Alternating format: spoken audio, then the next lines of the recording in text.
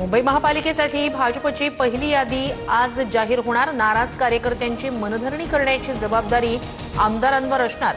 Core कमिटीच्या बैठकीत निवडणूक तयारीचा आढावा।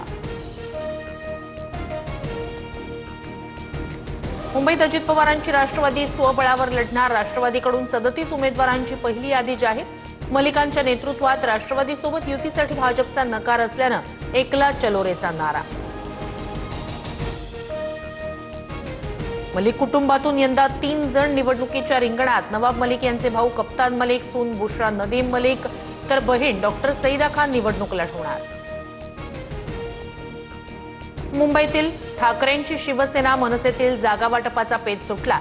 ठाकरेंची शिवसेना 160 ते 165 तर मनसे 40 ते 45 जागांवर लढण्याची शक्यता। माहीम, दादर, शिवडी, घाटकोपर, विक्रोळीत प्रत्येकी 1 जागा मनसेला मिळणार।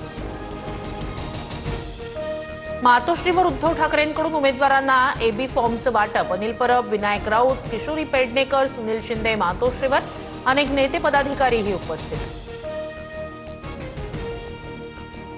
मुंबई महापालिकेसाठी पवारांच्या राष्ट्रवादीची ठाकरे बंधूंना साथ। 52 जागांची मागणी असताना ठाकरे बंधूंकडून पवारांच्या राष्ट्रवादीला फक्त 15 ते 20 जागा देण्याची तयारी, सूत्रांची माहिती।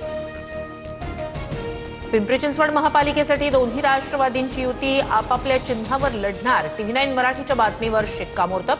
महाराष्ट्राच्या विकासासाठी दोन्ही परिवार एकत्र येतोय, अजित पवारांची घोषणा। निवडून न येणाऱ्या जागा भाजप शिंदेंच्या शिवसेनेला देतं। लाचार होऊन निवडणूक लढवणार नाही, रवींद्र धंगेकर यांची नाराजी उघड। मुलगा प्रणव धंगेकर पुण्यात अपक्ष निवडणूक लढणार। बारामतीत गौतम अदानींच्या हस्ते शरद पवार एआय सेंटरचं उद्घाटन। कार्यक्रमात शरद पवार आणि पवारांमध्ये चर्चा।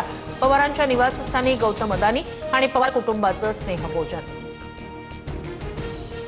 राष्ट्रवादी फोडण्यामागे गौतम अदानींच्या भावाचा हात। रोहित पवारांना याबाबत विचारा, संजय राऊत यांचा दावा।